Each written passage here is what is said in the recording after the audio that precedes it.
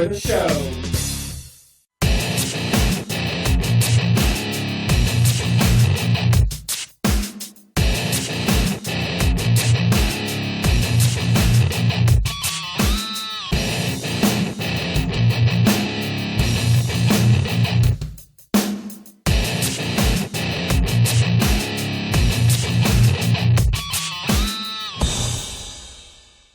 And welcome to the Power Pro Wrestling Podcast, the podcast by wrestling fans for wrestling fans. This is Robert Red, and I'm excited for this week's episode of the Power Pro Wrestling Podcast. I'm going to be rejoined this week, this time only, by my original co-host, Mr. Cornbread, Chris Heineken. How you doing today? Back. It's on. And it's a good time for you to join us, because it's going to be good. Oh, I'm excited about this podcast. We got some great stuff. Our discussion question, we're going to be talking about the U.S. Open Challenge. We're going to be talking about some news stories throughout the week that have happened in the world of pro wrestling. We're going to debut a new segment called Guest Booker, and we're going to do some bold predictions at the end of the show. But first, we're doing our top 5 things. So, as you know, Mr. Cornbread, if you've listened to the podcast, we'll go back and forth and kind of give our top 5 moments of the week, whether it be an in-ring segment, a promo, or anything. And it can come from TNA, Ring of Honor, Lucha Underground, WWE, whether it be Raw or SmackDown. So I'll let you kick it off and you give me your first moment of the week. My first moment of the week, even though this is no particular order, I'm starting at number 5 just for me. That way I can shoot my way to the top. No offense. Vampiro Pentagon Jr. from Lucha Underground. Wow. The segment that literally had all of us puzzling, if you've been keeping up with the El Rey Network and AAA and Lucha Underground, this whole particular storyline involving Pentagon Jr. that sets us up for this Sunday on pay-per-view at Triple Mania 23. The whole storyline really just had us puzzled and questioned as to who is this guy? What does he look like? And all of a sudden, this happened at Ultima Lucha. So, if you haven't seen it, best you go back and watch it. What is one of your top 5 moments? Well, I mean, I very well could have easily put all 5 matches from Ultimate Lucha, from Lucha Underground, on my top 5 list, but I like to vary it up and give it a little more variety. I will get to some more Lucha Underground, but I'm going to start with WWE. And since I'm starting it off, why not the opening match to Monday Night Raw? We had the Seth Rollins doing the WWE World Heavyweight Title Open Challenge, and Neville. Just a very great match is why I enjoyed it. You really could get emotionally invested into it, and they started like they needed to on Raw. It was something to grab your attention to show that this Raw could be a must-see event for Raw. And with them only being a few weeks from their biggest event of the summer, SummerSlam, they needed to do something big. So that was kind of my first moment of the week. So I'm going to throw it back to you, Cornbread. Give me number 4 or your second moment. Or am I saying my number 4 because I'm going from 5 to 1. My number 4 moment goes to Ring of Honor. In this case, the Adam Cole Kingdom Red Dragon situation. If you watch Death Before Dishonor, or may I say, if you watch Best in the World, which is available now on pay-per-view, you will see the whole dynamic and characteristic concerning Red Dragon, Adam Cole, Kingdom situation, especially after the Kingdom lost the IWGP Tag Team belts right back to Bullet Club. Whole characteristic there is Adam Cole is almost wanting to be by himself, but still has his other ties. So an undecided Adam Cole makes for a very interesting storyline, and you'll see it this week on Ring of Honor Television, Destination America on Wednesdays. But Sinclair Broadcasting, that's where you can get the first scoop at it. Yeah, what's your next pick? Yeah, I did enjoy the Adam Cole, Kyle O'Reilly main event match this week that was featured on Destination America. But my next one, I'm sticking with WWE, and just the Paul Heyman and Brock Lesnar in-ring promo is my next one. That just got me psyched up, pumped up, and even more ready for SummerSlam, although I'm going to be late missing it because I'm going to be on my way back home from a trip. So that just got me sold on SummerSlam. And Paul Heyman, I think everyone agrees, is probably the best talker right now in wrestling, not just necessarily WWE, but in wrestling in general. He sold me on SummerSlam. He really did what he needed to do. And sold me on the Undertaker-Brock Lesnar match without Undertaker and Brock Lesnar having to be in the ring at the same time and having a big brawl. He sold me more on the match, and that got me even more excited for SummerSlam. So, number 3 for you, so 3 for me. Number 3, back to Lucha Underground. The way they closed the show after the main event was over. When, you know, if you hate spoilers, now would be a good time to say, stop right now. But Prince Puma, Mil Muertes, Lucha Underground Championship. Throughout the whole night of Ultima Lucha, a lot of people really didn't realize this unless if you've been following AAA, like I have. And everything sets up for their version of WrestleMania called Triple Mania 23, which happens this Sunday. And by the way, you can see that on pay-per-view. But the way that the match ended, from start to finish on the Prince Puma Mil Muertes match, really, really showed how focused Mil Muertes was and how quick Prince Puma is. And there were a whole lot of dynamics in that match, especially with Katrina being at ringside and everything else. But the way that the main event and the way that Lucha Underground ended right there sold me for Triple Mania, this pay-per-view. And it'll be that pay-per-view that decides Lucha Underground going forward, because 3/4 of everybody that's competed in Lucha Underground will be competing at that pay-per-view in big matches. That's my number 3. Okay, well, my number 3 was your number 5, if I remember correctly, and I'm going to Vampiro Pentagon Jr. and the Cerro Miedo, which it means no fear. It was essentially just a hardcore match, if you want to call it that way.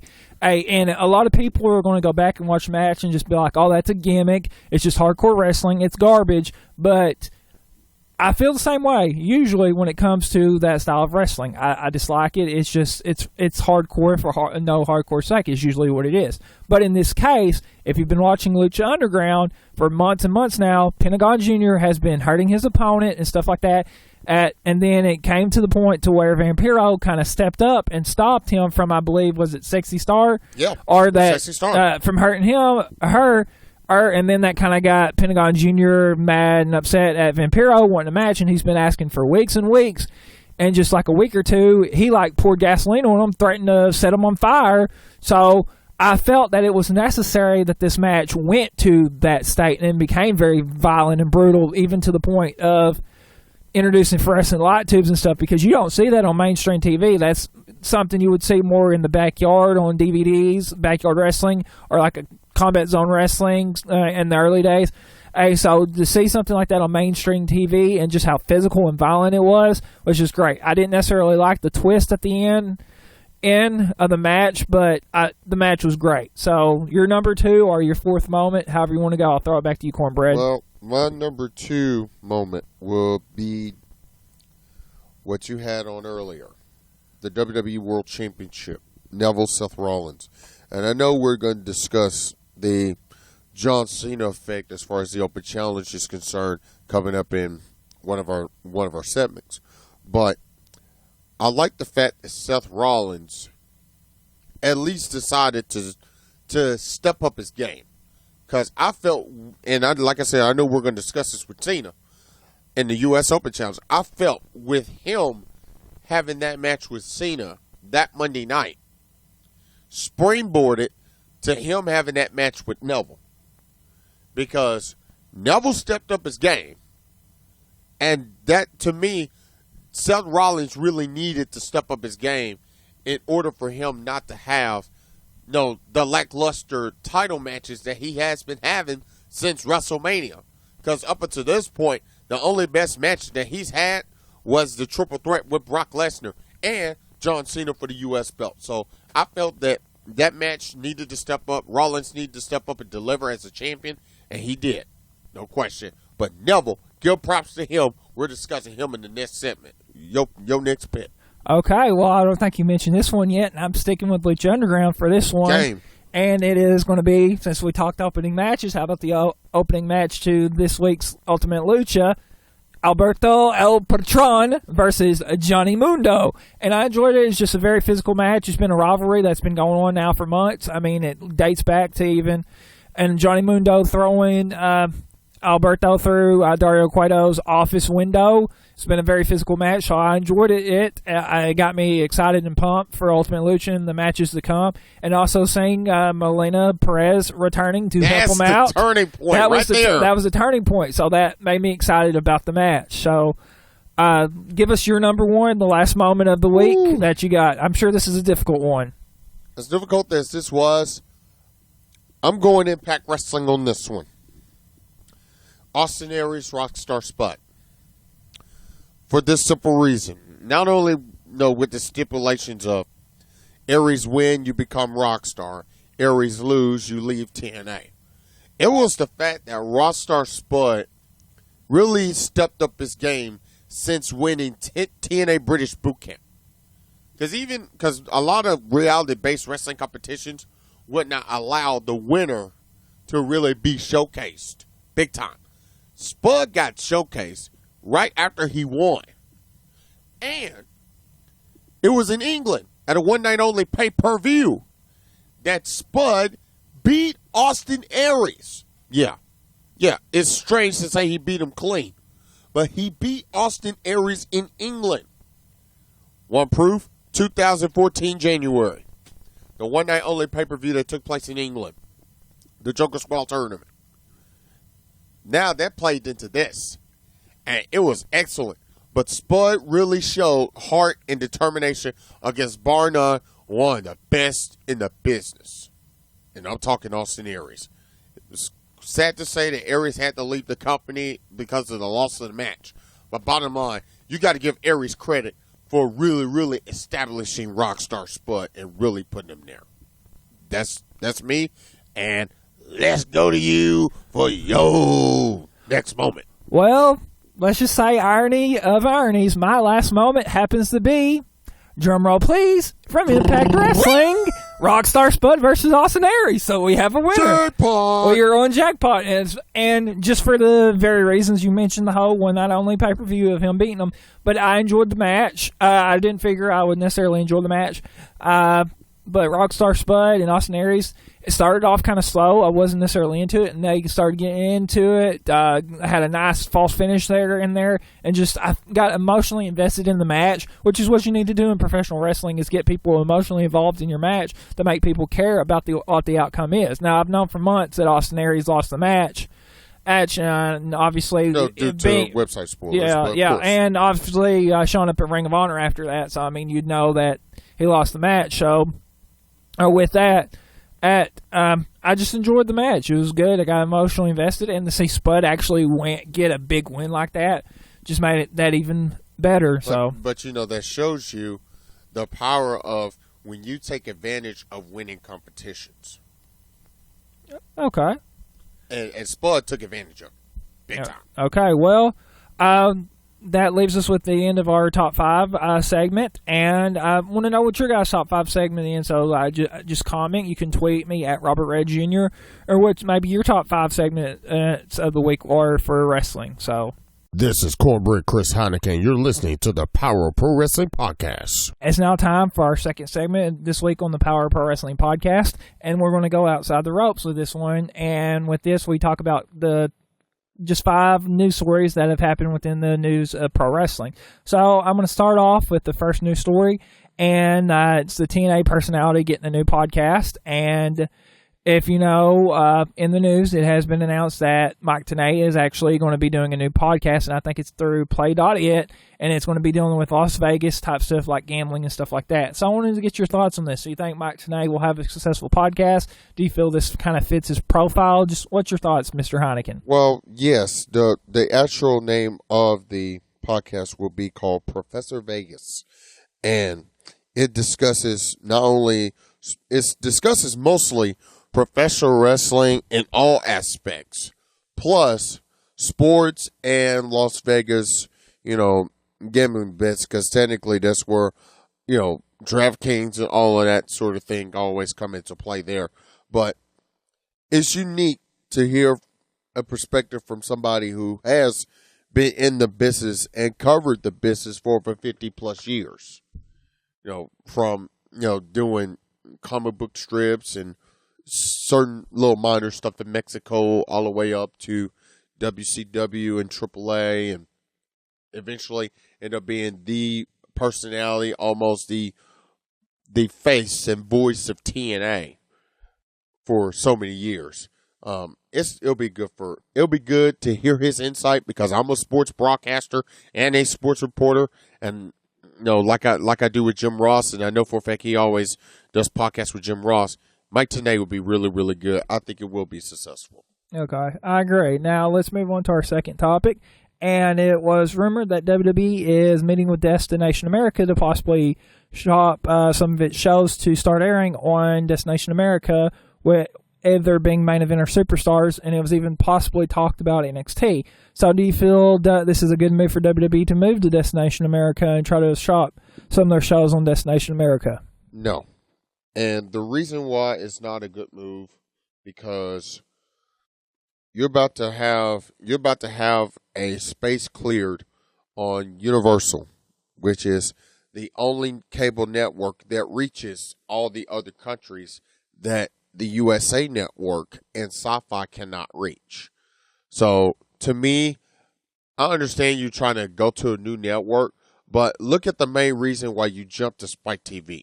You changed your content. Why'd you go back to USA? You changed your content. So why would you, if you're in the same content that you are now and you realize that, hey, this network is booming and booming, why would you want to try to get away from the network that you had the most success with since 1984? To me, it doesn't make sense. I understand you want to search new venues and all that, but stick with your family. If you're trying to have WrestleMania, if you already been clear WrestleMania on NBC, stick with it. Keep in the family, as we would say. Okay. What do you think? For WWE, I mean, I don't know if it would be good for them go to Destination America. With them being affiliated, like you said, with Universal, I think they do need to keep it in the family and stuff like that.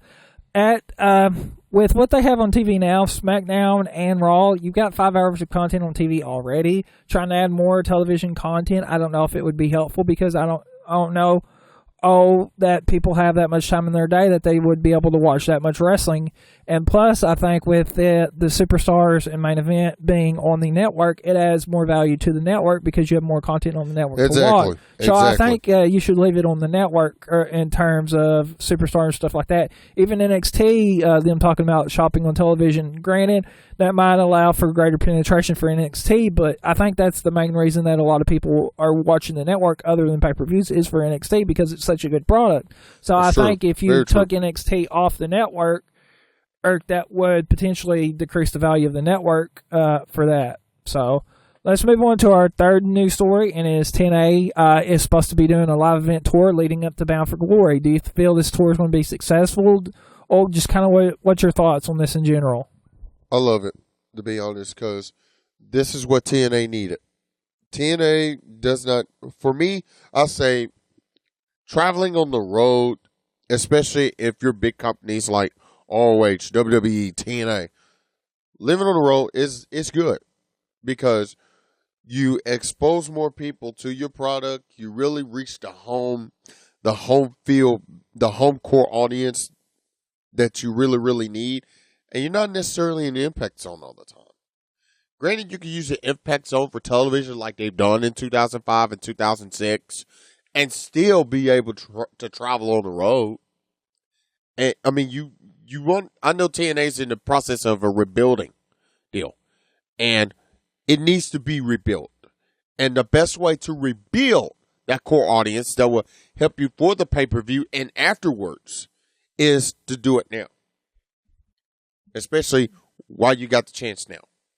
Yeah, I mean, I'm in favor of TNA doing a live event tour. I feel they needed to do one for the longest time because right now it's looking like TNA is a sinking ship. So if they can get their talent paid and on board and do a successful live tour, this might springboard them back into the limelight and stuff because they're not showing signs of being a very vital company. So I do feel that this live event tour, if they can make it successful, is a good idea. Just like you mentioned, they do need to get out there and do more house shows and stuff like that and expand their product right now because I don't feel it's been good.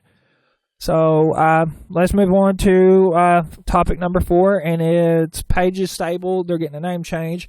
As you know, with the Divas Revolution, there have been 3 stables, and Paige's Stable have been named the Sorority Sisters, or the Submission Sisters, I think is Submission Sorority. The Submission Sorority. And they're now having to change their name because it was discovered that that is the name of a porn site. So I wanted to kind of get your thoughts on that, D. Do you feel like maybe this was an oversight by WWE, or just what's your thoughts on the situation? Well, I think WWE should have already looked up their stuff before deciding to put names on any and everybody, because even some of the talent, believe it or not, even some of the talent, after I went back and reread this from a magazine, a trusted magazine source website, a lot of their names on the active roster are pretty much former adult star names. So to me, WWE should have done their homework before putting this name or this name associated with this group together. They should have did the homework. Even though they are about to change, and I hope this is true, to PCB. Paige, Charlotte, Becky. But we'll see what happens. What do you think? Okay, I was just about to ask you that. I mean, obviously this was an oversight by WWE. They should have been paying a lot more attention for that, and especially with them being a PG product, being associated with porn, I don't think that's great. And it's even, I've read a story related to that to where I think Vince McMahon was going to get a gift basket from a porn site. So I'd have to look more into that to give more of an answer. But also, to go along with this, what do you think would be a better name? Because it was rumored maybe them using the 4 horsewomen or something like that. You would need a 4th person that would qualify. If you were to go that direction, you would need a 4th person to qualify. Okay, what name do you think they should use? The PCB? I'll go PCB just for the fact that since WWE is all about switching everything to just one name only, Paige, Charlotte, Becky, PCB works for me.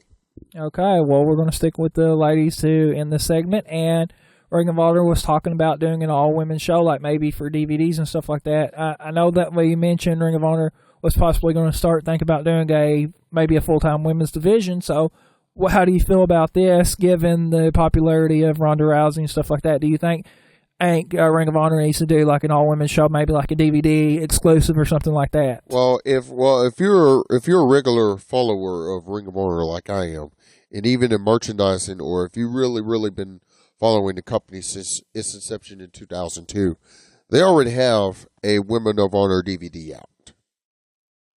And it is available on RohWrestling.com, cheap plug. But I think, one, in order for that to happen, you have to work along with the schedules. Because the Ring of Honor has always been partners with Shimmer and Shine Promotions for years. Shimmer, in particular, 2010, there were big affiliations there. 2010, 2011, all the way through to 2013. There were big-time affiliation with Shimmer. Now, how do you kind of toe that line, so to speak, now that TNA is now affiliated with Shimmer and Shine, which is the reason why you're seeing different knockouts and everything on Impact and pay-per-views and even one night only. So I say if they do go full-time, I would say they need to at least recruit some dedicated women's wrestlers without taking away the full value. Now, if I were Ring of Honor, I would look into NWA, because NWA has a whole lot of women's wrestlers that literally Shimmer and Shine have not hired. So, I mean, to answer your question, I mean, it would be good for Ring of Honor. I would say Ring of Honor needs to kind of check check its balances, so to speak. What do you think? Well, I mean, obviously it's good. I mean, given the popularity, like I mentioned, of U.S. women's soccer, like we've been talking about, the whole Divas Revolution, Ronda Rousey, I feel it would be good for Ring of Honor to do like another women's DVD. And this actually, from the news story I read, this spawns from a good match with ODB having, and then Mandy Leon having another good match is kind of where this idea and concept has come from. So, I mean, I feel it would be a good idea because it's more merchandise, plus you get to showcase your women, and Ring of Honor is supposed to be the best wrestling on the planet, so showcasing the best women's wrestlers on the planet would be good for them. And they've done that before, and that's one of the things that really, really help open up a lot of doors to TNA and to WWE, but don't do it just because somebody else is opening up full time and this door opens up. If you truly believe in your wrestling product, you should do it no matter what. If you truly believe in your women's wrestling, you shouldn't just do it just because somebody else got the spotlight and you're trying to take the spotlight away from them. Do it because you believe in them. If you believe in your talent, then guess what? Your results will show it. Okay, and that's all the time we have for this segment. And we'd love to hear your guys' feedback on these news stories. Please respond. Hey, just you can leave your comments below, or you can tweet them to me at Robert Red Jr. This is Amber. And this is Amanda. And you're listening to the Power Pro Wrestling Podcast. And it's now time for our discussion question on the Power Pro Wrestling Podcast. And this week we're going to be talking about the U.S. Open Challenge that was mentioned earlier. As you know, John Cena won the U.S. title at this year's WrestleMania, at WrestleMania 31, and pretty consistently on Raw, he's been doing a U.S. Open Challenge.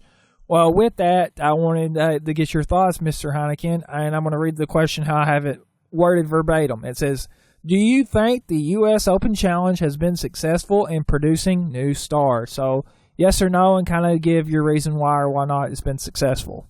Yes. And here's one of my reasons, because now some of the talent that you would normally see just on network only are now getting network and television and pay-per-view exposure.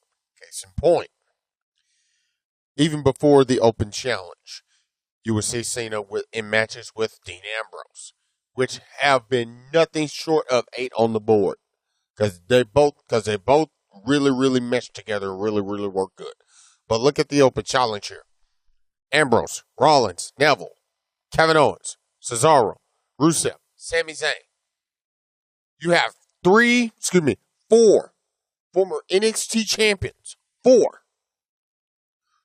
Even with the very first one being Rollins, of course. But you have the 3 most recent champions all up on the main roster, putting it their all in there against John Cena, and really giving the fans, not just something that you just come to the arena and be just like, oh, boring, or just treating it like another sports event. You can really, really get invested into these matches simply for the fact that they have delivered.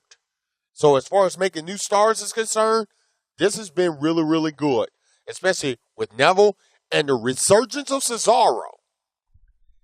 You keeping the momentum of Rusev going, and Kevin Owens. I mean, that's a big deal. Okay, well, kind of my take on this, I'm still undecided if it has been successful. Granted, John Cena has had great matches, and you have a grading system that you grade your matches on. Granted, it's been good matches, but the question is, has it been successful in producing new stars?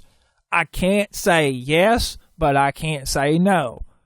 I can't say yes because if you look, Neville, what is he doing? Stardust, what are they doing? They've not gotten anywhere. Dean Ambrose, the very first person to challenge for the U.S. title in the Open Challenge. Granted, he went on to face Seth Rollins, but that was more of a filler for the WWE World Heavyweight title. That's why I can't say yes, it's been successful. But I can't say no, it hasn't been successful in creating new stars for the very fact of Kevin Owens made his debut and took on John Cena, and what has he done?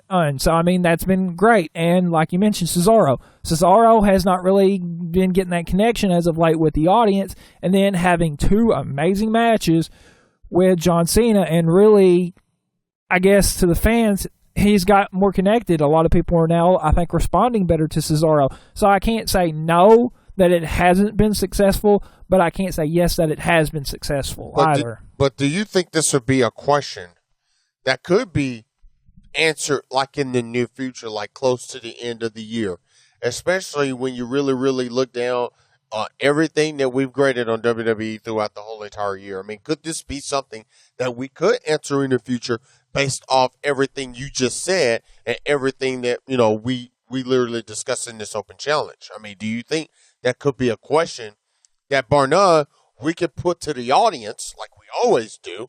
But do you think there could be a question that we can set aside for like November or December for everybody to kind of grade to see if, based on storylines and how they go with it and how creative and writing, how they do with all that, do you think that's a question that could be answered for the future rather than just right now?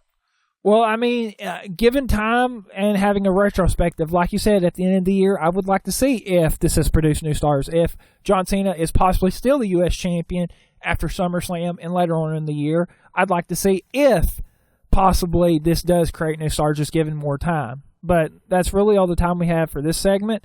And like you mentioned, and leave your comments in it below. How do you feel? Do you feel the U.S. Championship Open Challenge has been successful? Yes or no? You can tweet them to me at Robert Red Jr., or you can leave them in the comments below. This is Brad Hargett, and you're listening to the Power of Pro Wrestling podcast. Okay, it is now time for one of our new segments here on the Power of Pro Wrestling podcast. We're not going to be doing a good booking or bad booking this week, so I figure I would kind of change it up since I brought Mr. Heineken back on the podcast with me, and we're doing a guest booker. So since we mentioned Brock Lesnar and Undertaker is going to be facing off at SummerSlam, so we're going to kind of take the role of the booker of WWE, and we would say how we would book this match. So I'm going to let you start us off, Mr. Heineken, and tell me how you would book this match, maybe leading up to SummerSlam, who wins, how they win, just everything about the match. So I'll let you kind of take it away from here. Wow. How would I book the Lesnar-Taker match at SummerSlam? I understand, and you may correct me if I'm wrong on this. Aren't they the main event? Yes, they are supposed to be the main event. Okay. Do you think I should put that match on, especially in a 4-hour pay-per-view, depending on if they have 8, 9, or 10 matches? Do you think I should put that match either right at the 10 p.m. Eastern time slot? That way that match can be given a little bit more time to tell the story of, hey, Undertaker is trying to try to get revenge on the man who destroyed his streak? Or should that be almost like how WWE would put their title match 30 minutes close to the end of the pay-per-view? For me, I would give it a little bit more time. I mean, 30 minutes would be good, but for something that big, and for something that, even though the WWE World Championship and the U.S. Championship have been taking a back seat, if I were to really, really book it, I would say use your Monday Night Raws as the starting point that will push everybody, that will suck everybody into SummerSlam, as to say that this is the pay-per-view to watch. But I will also do it as if, this would be Undertaker's coming out party. Not necessarily, it doesn't have to be WrestleMania. SummerSlam is where Undertaker has not succeeded at. This should be the time where he breaks his losing streak. That's how I would book it. I mean, what do you think? I mean, I'm in definite agreement. Depending on what kind of dates I have for Undertaker and Brock Lesnar to use, I would have them on TV as much as I can to promote the big fight. And obviously, I would put it in the main event spot. And you mentioned, using Raw to build to SummerSlam, to build to the match at SummerSlam. But I'm gonna capitalize on your point that you just made. Do you think they should utilize SmackDown the right way in order for them to promote it and literally suck everybody in, almost as if, hey, this is the quote unquote go home show? that directly puts me at SummerSlam, do you think that SmackDown should be used properly in order to promote and lead everything into that match? Even for Paul Heyman just to even say something on SmackDown about this rather than just have Raw recaps. Yeah, I mean, if SmackDown was like it used to be, if these were two full-time guys having a big fight on SummerSlam, then I would say utilize SmackDown to really push SummerSlam. But with SmackDown really being a lame duck show right now, not really mattering and furthering storylines, and it's okay to leave it on Raw because they are part-time stars. So and you have limited dates to work with them, so I would only really utilize Raw. But in terms of the match, like I've mentioned, it should have happened at WrestleMania 30. So at SummerSlam, this is the time. Undertaker not only needs to avenge the streak, but this needs to be the first time that he beats Brock Lesnar. So, with him getting revenge for the streak, losing, and Lesnar bragging, and then finally being able to beat Lesnar, that's how I would book this match, is I would have Undertaker beat Brock Lesnar. Now, afterwards, with him moving on to Brock Lesnar, I would start setting up his next feud, and you don't necessarily have to have a match the next month. You could wait for Taker to do Survivor Series. Now, it's been mentioned, maybe since you don't want to take the hype away from Undertaker Lesnar, you wait till the next night on Raw after SummerSlam, start building a feud with Sting. Because if you're not going to have it at WrestleMania, at least Survivor Series, because it will be anniversary for Taker, which will be 25th, and it'll be the 1 year for Sting. Yeah, because and for a lot of people that don't know, Undertaker debuted at Survivor Series in 1990, and that was right after he left and participated in 2 pay-per-views that were produced by WCW. So, I mean, I would feel that would be the best way to book it. But obviously, we want to hear your guys. How would you book the Undertaker-Lesnar feud, the match at SummerSlam, and what would happen afterwards? So I'd love to hear it. Once again, you can tweet me at Robert Red Jr., or you can leave it in the comments section. Hey, this is John Jones, and you're listening to the Power of Pro Wrestling podcast. Okay, it's now time for our final segment on the Power of Pro Wrestling podcast, and this is going to be our bold predictions, Mr. Heineken. So I'm going to give you a potential SummerSlam match, and you're going to tell me if it's going to be a reality or not, if you can see it actually happening at SummerSlam. So I'm going to start with Rusev versus Dolph Ziggler. Yes, it'll happen. Could be Dolph's coming out party, or Rusev can continue his humiliation of Lana and Dolph. Okay. I see this as a potential happening, but Dolph is going to have to return soon enough to make it happen. They've kind of kept it going with Lana getting involved in Rusev's matches, so I could see it as a possibility. So let's go to Kevin Owens, Cesaro. Yes. Needs to happen, should happen.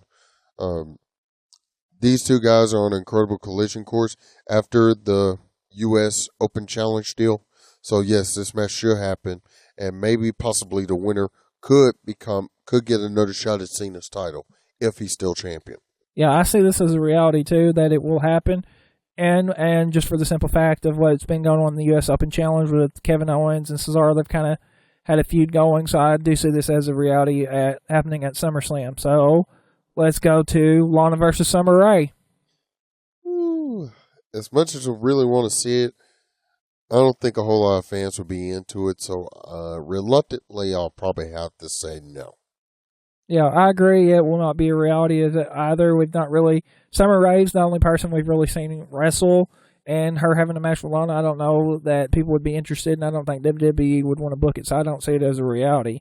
Let's go to Stardust versus Stephen Amell. No, for this reason. You want to make WWE legit, and you don't want to... I mean, I understand you have the Hollywood perspective on it, but to me, if you really have to book a Stardust match, book Stardust versus Neville and have the feud culminate there, rather than just try to feed into the Hollywood audience. Yeah, I agree. I don't see this necessarily match being a reality. I could agree we would probably see a Stardust versus Stephen Amell. But I think WWE is probably going to try to book this match. I could see it as a reality. And I think the last one we have on here, how about Nikki Bella versus Charlotte? Yes. Should happen, needs to happen. Nikki Bella's been on an incredible roll, of course, since winning the title. But now it's time for Nikki Bella to really, really step up and really face some big-time competition. And Charlotte will be one of her big-time competitions. No disrespect to AJ. No disrespect to Paige. As much as I'd like to see this, I don't know if this match would be a reality. There might be some form of the three teams facing off at SummerSlam. It might be a Triangle Divas match. They might be a triple threat match, but I don't know if we're going to see a Charlotte Nikki Bella. So I do see some derivative form of the Divas happening at SummerSlam, especially with 4 hours. So that's kind of all the time we have for this segment. Now, I want to thank you for rejoining me on the podcast, Mr. Heineken. It's been amazing having you on here. I felt we've had a great podcast. So usually I let my guests promote their Twitter or Facebook or any kind of projects they have coming up. So is there anything you want to say before we go off the air? Well, before we go off the air, first off, thanks to you. I mean, it's always been a thrilling pleasure to always be a part of this podcast, even though the credit goes to you, the audience, for joining us and taking the time to listen to this product. This is a really good product. This is something you should invest in. You can follow me on Twitter at Chris Heineken #1. I'm on Facebook at facebook.com/The Real Cornbread. The name is Christopher David Heineken. Also, I'm a sports broadcaster and sports reporter. Sports broadcasters on the weekends. On Friday nights, I'm in Osceola, Arkansas. If you're ever around, guess what? Stop on by Osceola, Arkansas, West Kaiser Street. That little building, Mid-Southern Championship Wrestling. I'm there every Friday night. And every Saturday night, I'm in Hoxie, Arkansas, at a little building called Flatlanders. Anytime you want to support local wrestling and independent wrestling, better yet, local and independent sports, I invite you to be at one of those two events. And I'm also the host of Strictly LCW that airs every Sunday night at 11 p.m. Eastern in most areas. Also, 11 p.m. Eastern on YouTube. And Tuesday nights to replay on YouTube at 11 Eastern. Now, I do want to say something very, very special about this podcast. This podcast would not be available without your support. Your support helps make programs like this one possible. Support the podcast in any shape or form, and we have more info and details into all of that. So, thanks to Mr. Robert Red for having me back on. Thanks to any and everybody that has supported this podcast, and thanks to you, the fans, for supporting this podcast. Thank you. Yes, that's a great way to sign off of the podcast. I do want to let you guys know that this podcast now, I am going to be part of the Repost Network.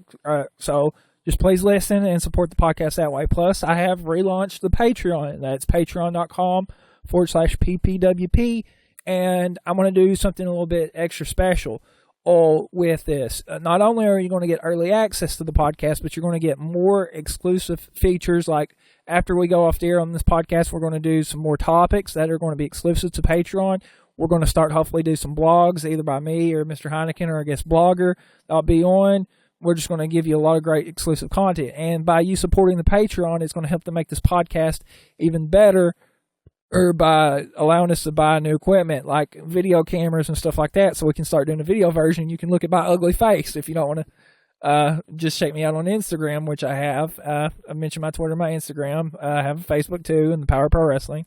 And also allow us to get a mixer so I can have more guests on here, and it's not just me and one person. So your support on the Patreon will help make this podcast even better. But I do want to thank you guys from the bottom of my heart by supporting this podcast. Like when I launched this on the Podcast Machine a couple weeks ago, immediately I think we had 48 people view it, and we had so many people listening to it that it literally crashed my bandwidth for the month. So I had to go to a new solution. So I went to SoundCloud, and that's why I'm part of the Repost Network now. So thank you guys for supporting the podcast, and just continue to support the podcast. If you can't financially, pass it along.